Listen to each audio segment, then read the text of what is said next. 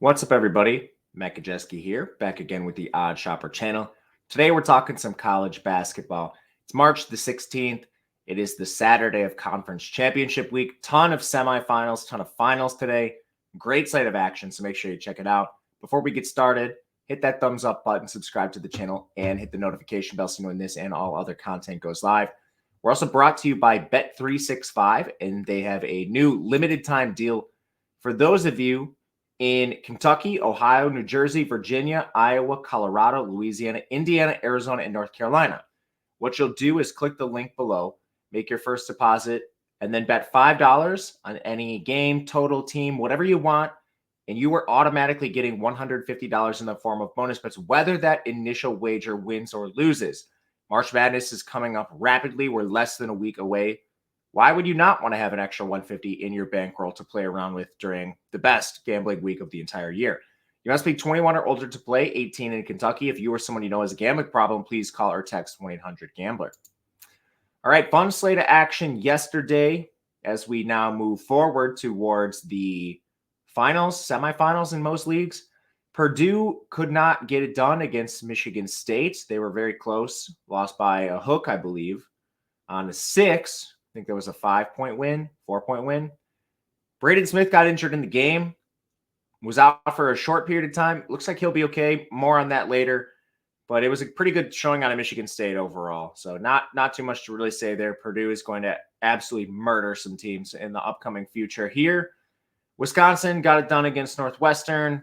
Otherwise, it was a pretty solid showing around the board. With all the extra picks we included in our Discord, ended up being a positive day. So happy with that. We're going to do 4 games in depth today, touch on a few others. So let's kick things off with the aforementioned Wisconsin Badgers taking on the Purdue Boilermakers. You guys probably know where I'm going with this if you watched yesterday's video at any length. Purdue is the unstoppable force right now. Minus 5.5 is going to move. If you are just a closing line value, bro, this is one you should take automatically. You're going to see this close 6 or 7. Purdue's the better team. They're the better team across the board. Unless they're seeing UConn on the other side, that's basically just going to be the easy analysis. First things first, they're top 20 in both offense and defense. They're number 1 in offense. They're number 2 in rebounding. That ebbs and flows depending on the day. Teams like St. Mary's occasionally jump them, but they have Zach Edey. We know this. That's the engine of their interior offense. They've also been the number 2 3-point shooting team in the country. Braden Smith, Fletcher Lawyer, Lance Jones are giving them amazing minutes from 3. Last year, they were outside the top 200 in 3-point percentage. So this is a vast difference between the Purdue team of last year and this year. The only hesitation is Braden Smith. If he's sore, whatever it may be, he doesn't play in this game because it doesn't matter for Purdue. They're a 1 seed. Obviously, there's like pride and stuff on the line. They want to win the Big Ten tournament. I don't want to say this game is meaningless. But if your tournament hopes are somewhat limited because Braden Smith plays through an injury and aggravates it or something, is it really worth it in this game? So if you wanted to wait till tip-off, make sure Braden Smith's warming up. That's one thing I think you could do as well if you do have some hesitations. I do not. I took the 5.5 because it's going to move. On the Wisconsin side, brutal matchup. They've actually played Purdue relatively close in both these games. I think that's more of just a feather in Wisconsin's cap. It's hard for teams to stick with Purdue. They've had some awesome shooting performances, but as usual, Tyler Wall, Stephen Kroll, they're going to be in foul trouble in this game. Edey's amazing at drawing fouls. And then this team has had trouble shooting threes all year. Now, Chucky Hepburn missed their last game. I personally view this as a positive. He's been, at best, a facilitator, at worst, a liability on the floor for this team. John Blackwell has been amazing. He's shooting over 45% from 3. He's the replacement. He's young, so he comes with some mistakes that you see with a young point guard, but he's explosive and he can shoot, which Chucky Hepburn cannot. So this is a personal take. I know a lot of people view Chucky Hepburn as a solid point guard who plays 35 minutes a game. He missed their last contest. However you want to evaluate that, go for it. I think it's an upgrade going to Blackwell, but there's still concerns with this team. Klesmit has regressed 3-point shooting. Storr can't shoot threes for as explosive as an offensive weapon as he is. That's not part of his game. He wins through creating. All this is an issue against Purdue, who plays elite defense, and that's led by Edey, who's strong around the rim, an amazing rim protector. Wisconsin just doesn't have the bodies to shoot over the top of you regularly. So we'll take Purdue minus the 5.5. We'll show you the odd shopper screen in a little bit to prove its existence at this point in time before we see it move to 6s across the board.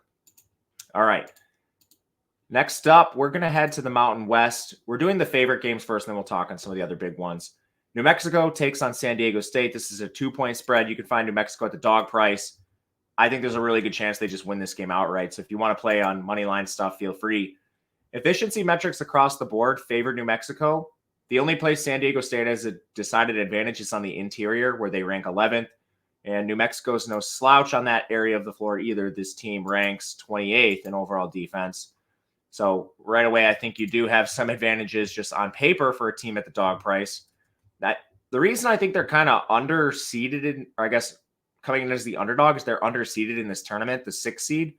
But these teams played twice this year. New Mexico won the first matchup, 88-70. That was at home, of course. Then they turned around and lost on the road. That was 81-70. Now you're playing at the neutral venue. It's probably somewhere in the middle. I mean, as most of you probably assume. But New Mexico has also dealt with a lot of injuries of late. Even if you just look at recent play, Mashburn missed a game in this tournament. It hasn't always been clean for New Mexico this year. And now everybody projects to be fully healthy in this contest against San Diego State. We'll get to some of the stylistics later. But just for reference, so this team has played 33 games. Jalen House has played 28. Donovan Dent, he missed a game. And Mashburn's missed 8 games this year. I mean, there's a lot of players in this team that have been banged up. So now moving forward to this game, San Diego State is a team that doesn't always shoot the ball well. They basically live in the paint through Jaden Ledee. He creates, the guy is an absolute monster. If you haven't seen him, Google a picture of him. He's rocked up and he's physical, so players have trouble with him on the inside. But you have clear shooting advantages New Mexico's direction. They're 139th in effective field goal. San Diego State is 192nd. They're also the taller team, which is important when you're facing Ledee in the interior. New Mexico's 72nd in effective height. 97th is San Diego State. The rebounding stuff is very close, but it does favor New Mexico, who's also better in the offensive glass, which I think is important here. New Mexico takes care of the ball at a higher rate, a better rate than San Diego State. 18th in turnovers committed to 112th for San Diego State. They also force more turnovers. They're in foul trouble less often. There's a lot of micro edges New Mexico's direction in a matchup against San Diego State. Not to mention just like individually, the playmakers for this team are ones that I trust a little bit more. Off your bench, you have like 40% three-point shooter Jamarl Baker. A deeper team, in my opinion, which is a little bit surprising considering San Diego State's roster and what they had last year. But this is one I think you can take with a 2 or maybe look at an outright if you'd like to. A10, we have St. Joseph's taking on VCU. Kind of a surprising matchup at this point, but this is another spot where I like an underdog.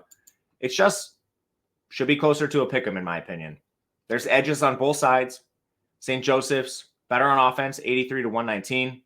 Defense, you have the edge to VCU. This one's pretty decided, 55-120. Rebounding also goes VCU's way, 74-160. But that's not to say there aren't other advantages for this St. Joe's team. When you look at just most of the scoring stuff, they're vastly better. Effective field goal, 67-93. Interior scoring, St. Joe's. Interior defense is slightly towards VCU. 3-point percentage slightly towards VCU. But then some of the ancillary stuff, the turnover margin favors St. Joe's. Foul margin favors St. Joe's. All this to say is there's pretty clear advantages on both sides of the ball. And I actually like what the St. Joe's team puts on the floor as far as their starting 5. And there was some injury concerns in the last game with this team. But Lynn Greer did play, still fine for this game. You have a bunch of three-point shooters. Eric Reynolds is at 39%. Xavier Brown's at 42%. Cameron Brown's at 38%.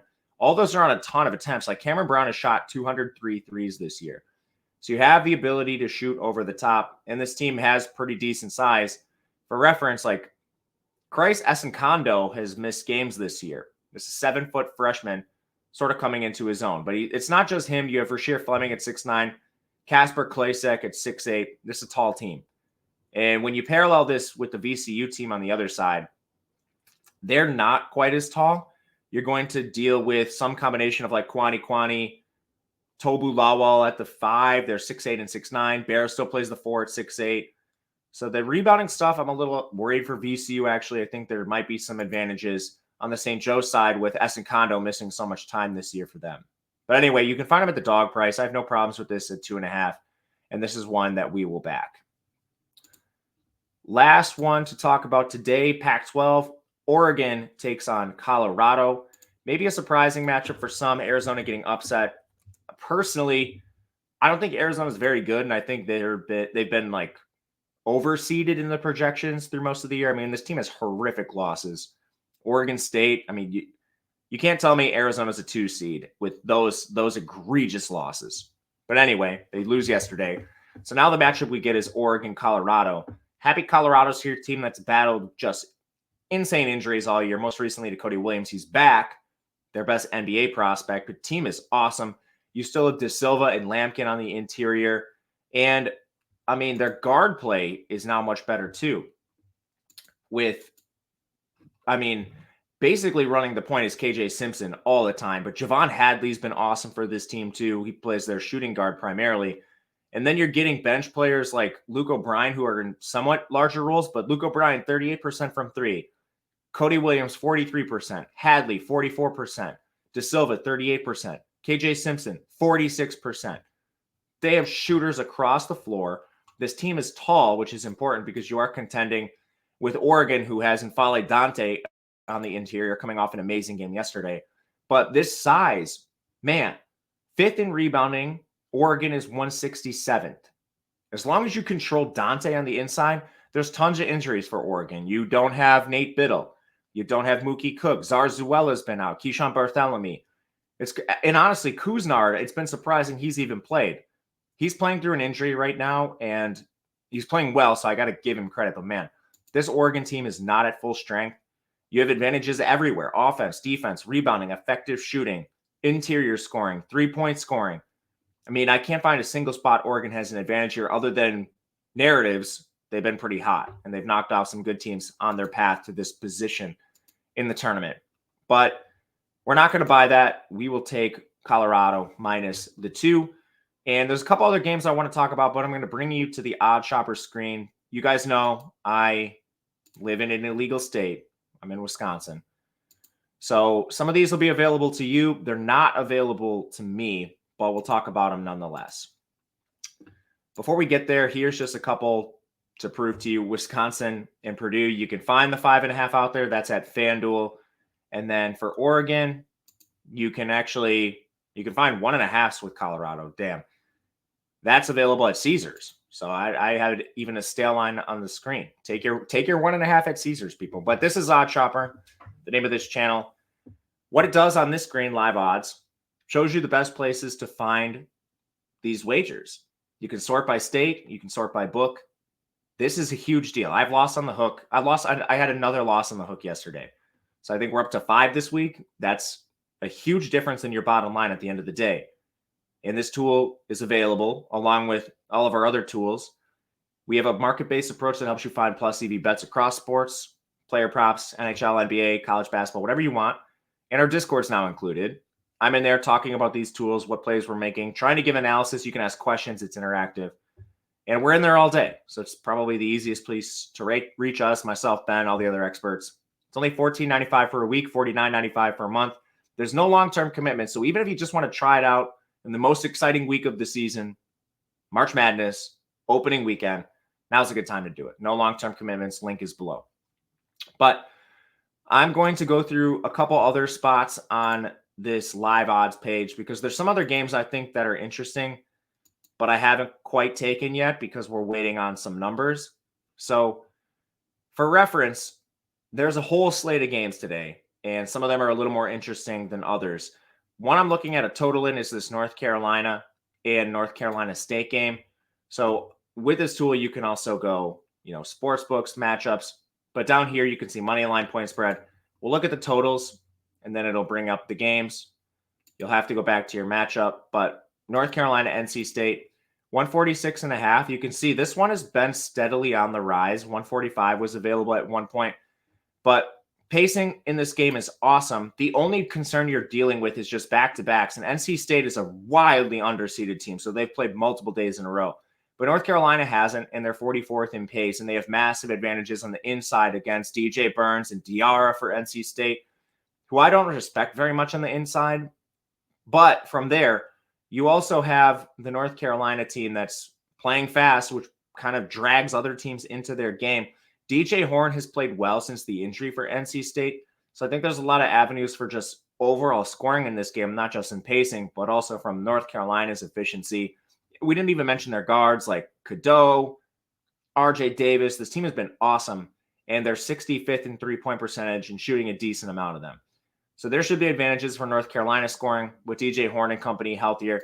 I see no problems with this. And honestly, wish I would have grabbed this earlier when it was sitting at 145. So there's 145 and a halves available, and plenty of ways you can play this game.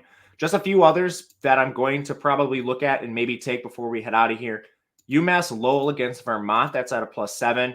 You had a bunch of injuries for Vermont, and I'm not sure we're going to see them return to full health. Veretto allegedly is going to play through an injury. I don't know if we see him. Game time decision. And then their other major injury, TJ Hurley, he did return in their last game, but he only played 2 minutes. So I'm not sure on the UMass Lowell Vermont stuff, but I think with Vermont being weakened, you can still look at Lowell plus a 7. Arlington, Grand Canyon, this is a similar analysis towards NC State, North Carolina. I like an over 144, but we're talking teams on back-to-backs. If you think that's too many points, then I think you can look at the over. I personally do. Otherwise, Delaware State plus a 3, Cornell plus a 2. Those are two others we'll be looking at throughout the day. And likely taking, that'll be in Discord, of course, if those end up going through. But that'll do it for us today. If you have any questions on games, feel free to reach out to me. I'll be on Twitter, around in Discord all day. You can also leave a comment. That helps us a ton. Thank you if you've done that. Until next time, which is tomorrow, we'll see you guys later, and good luck.